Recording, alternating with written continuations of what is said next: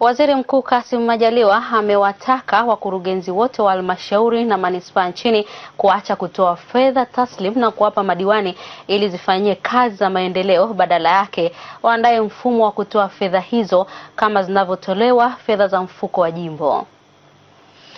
Waziri Mkuu ambaye ameanza ziara mkoani Ruvuma amesema baada ya mchakato wa kubaini wafanyakazi hewa, serikali itaanza kutoa vibali vya ajira. Taarifa zaidi na Noela Njao kutokea Songea.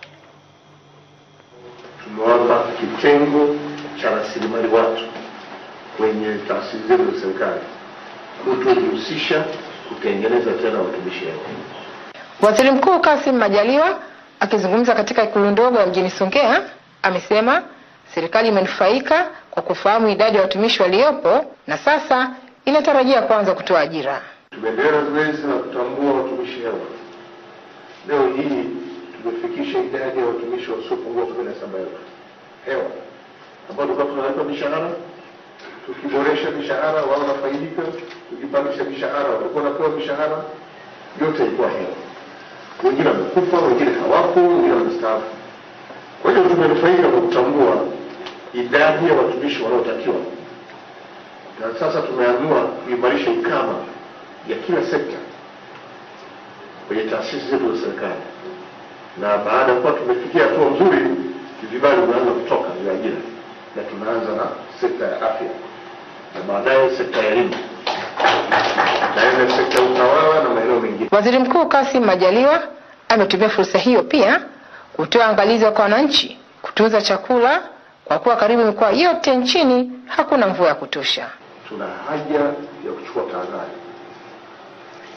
Tuwaelimishe wananchi kutumia chakula kidogo walichonacho.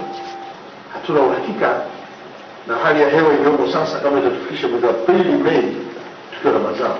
Katika hatua nyingine, Waziri Mkuu Kassim Majaliwa ameyataja maeneo ambayo serikali itaboresha usafiri wa ndege na kukarabati viwanja vya ndege. Kati ya sasa na Februari ni Songea, Dodoma pamoja na Mtwara.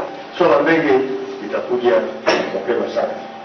Lakini pia kuna ukarabati tutafanya kwenye viwanja vya ndege, mwenye kiwanja ambacho kitakarabatiwa zaidi ni cha Ruvuma pia. Mkuu wa mkoa wa Ruvuma Dr. Binilisi Mahenge akimweleza waziri mkuu utekelezaji wa mambo aliyoyaagiza katika ziara yake mkoani hapa Januari mwaka jana, kuwa ni pamoja na ongezeko la idadi kubwa ya wanafunzi wanaojiunga chekechea, darasa la kwanza na kidato cha kwanza baada ya serikali kutangaza elimu bure, kuimarika kwa ulinzi na usalama, ujenzi wa wodi ya wazazi na kuongezeka kwa mapato katika hospitali ya rufaa ya mkoa wa Ruvuma. Maboresho katika kukusanya mapato kwa hospitali yameendelea kwa kutumia njia ya elektroniki na mapato ya bima pekee yameongezeka kutoka shilingi milioni 30 kwa mwezi wakati tulipotembelea Januari na hadi leo hii wanakusanya shilingi milioni 80.